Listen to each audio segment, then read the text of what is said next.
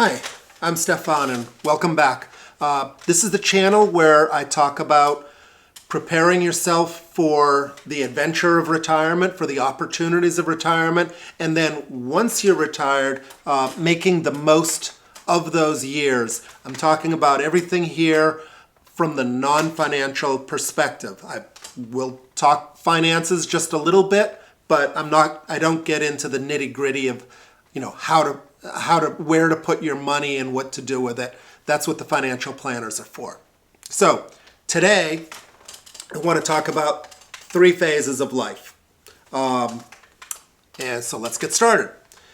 And this is just my way of organizing things. I'm an engineer. Engineers love to classify things. We love to make lists. I'm thinking of the movie WALL-E, where it was an animated movie, and this little robot was sorting out plasticware, and there were spoons and there were forks, and then WALL-E picked up a spork and was trying to figure out where to put it. And to me, that's like the perfect engineer joke, because we have to have a solution for that. That just bothers us. So let's get going. There are 3 phases of life I'm going to talk about. The first one is what I call the education phase, and that's our pre-professional life. And it's important as we go into retirement to understand this. You'll see why. And the second phase is our career phase. It's our professional life. We support a family. We build wealth. And then the third phase is retirement, which I'm going to call our post-professional life. And this is one that I think a lot of us don't prepare for enough. And I think we need to prepare for it the way we prepare for our professional life. So let's get going. So phase 1 is learning. And this goes from, birth. As soon as we're born, we start learning social cues up to when we start our careers.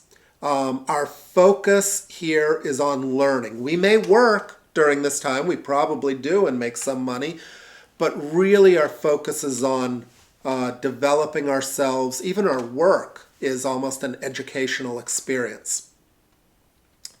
During the time we're dependent financially on our parents or caregivers, though this may diminish towards the end of that phase. We may even be completely independent at some point.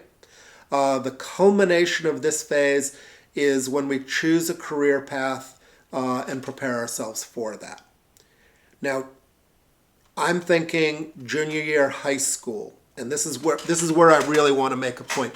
Junior year high school, there are kids, they know what they want it to be. I knew that I wanted to be involved in some sort of engineering, though honestly I only had a vague concept of what that was, but I knew I was drawn to that. There's a lot of kids junior year in high school that really don't know what they want to do. And if they have faith, if they just know that something's going to work out, sometimes those kids end up doing better as adults than anyone else.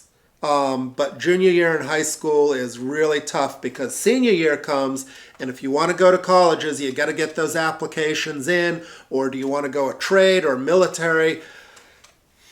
Big decisions there.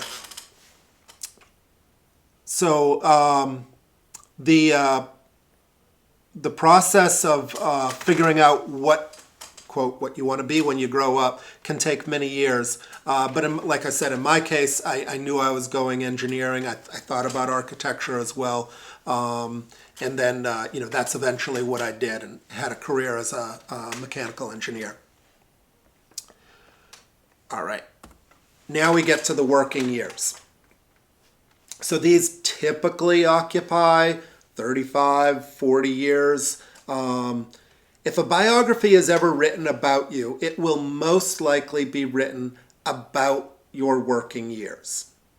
The focus is on earning money. It's on lifestyle to support a family and prepare ourselves and our spouse for retirement. Get our kids started in life.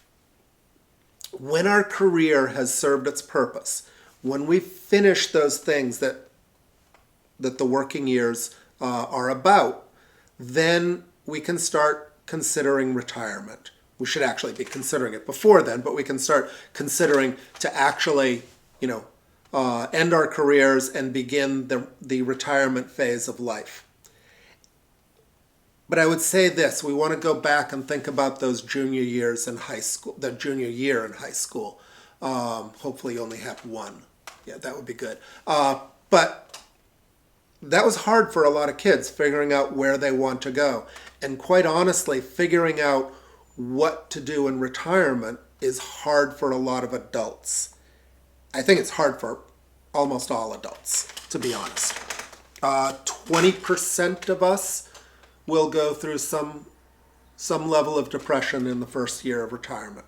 And so that says that we're probably not preparing ourselves as well as we should be. And that's even people who they've got all the finances in order, but suddenly there's a question of like, who am I now and what should I be doing? And I've got all this free time and I've never had this before and I don't know how to use it. So important to think about where we're going there. In my case, I have a lot of hobbies, so I knew I'd be working in my hobbies in retirement, but there were a lot of aspects that weren't coming into clarity until I was really in my mid to late 50s, and I started figuring out. I retired at just this year at 62. So now the retirement years. And as I said, I think we tend not to give this part of our life enough thought, and that's essentially what my channel is about, is how do we make the most of our retirement years. So typical answers are, I want to travel. Good. More time with the grandkids. Maybe play golf or some other recreation. Some people tell me, I'm not going to do anything. I worry about that. Can you really go from being kind of workaday person, guy or gal, working hard, maintaining a schedule, and then just shut down and not do anything? So I think most of those people do have things that they want to do, but what they're really doing is rebelling against the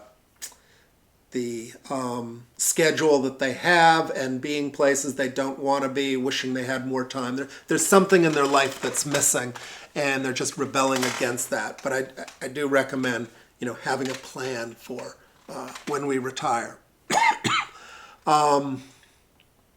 My suggestion is that from the beginning of our working years, we should know why we're working, and then also really be thinking about the end goal.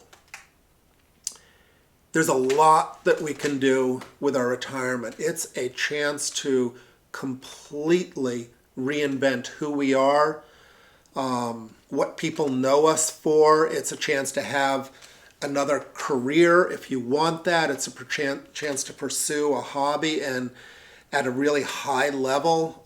It's a chance to belong to organizations and make a big difference, to mentor younger people, whether that be kids or whether that be younger adults that you can help along in their careers.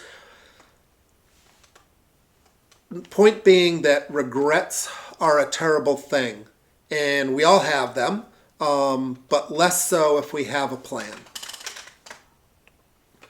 So, my concluding slide here, the retirement plan. I'm a list guy. I'm an engineer. Engineers make lists. Sorry. What can I say? But here I recommend make a list of what you want to do in retirement and also who you want to be. I'm known as an engineer, but in retirement, people don't call me that. They know me by other things. Start a notebook and keep track of ideas of things you want to do when you're retired. Sit down, if you're married, with your spouse and talk about the things that you want to do separately and the things you want to do together. What's a typical day going to look like? Yeah, actually, we need a schedule when we retire, even it's just so that we fill it up with leisure activities. I talked to a friend of mine who retired 2 years ahead of me. I'd already had this in my notes. And I asked him about retirement. First thing he said is, get yourself a calendar and fill up every week of things that you're going to do so that you don't waste time. So, that's an important thing. And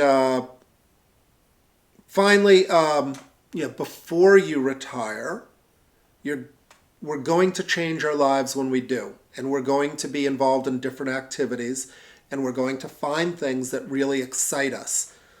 Waiting until the day makes it like a really big, sudden transition, and that can be a little difficult.